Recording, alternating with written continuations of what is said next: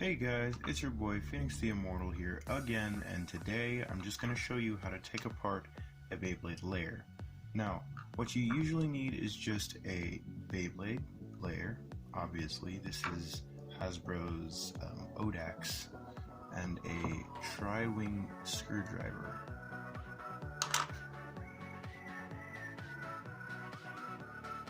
It has 3 rings. 1, 2, 3. All you have to do is line it up with the, come on, there we go, line it up with the 3 pieces right there, and turn left, lefty loosey, righty tighty, and it will probably stick depending on if you got it on right. Or if you didn't.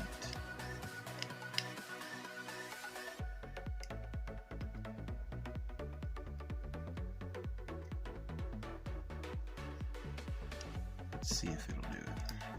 It's just giving me trouble. Come on, now it just doesn't want to come out. Okay, we got it out. So the Beyblade should just come apart. Yeah, there we go.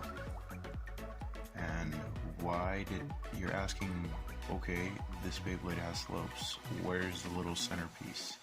I did take that piece out. In fact, I have it somewhere over here somewhere. I can't remember where I put it, but I'm not gonna go get it because I don't want to put it in, and I don't like those things. This is just the top piece, the piece that hits the outside. This was a pretty OP layer when it came out, so I expect a lot less now. However, that is just to go and show you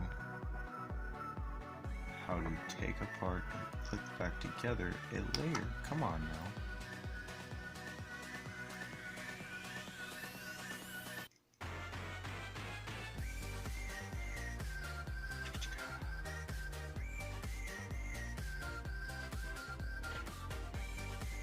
There we go.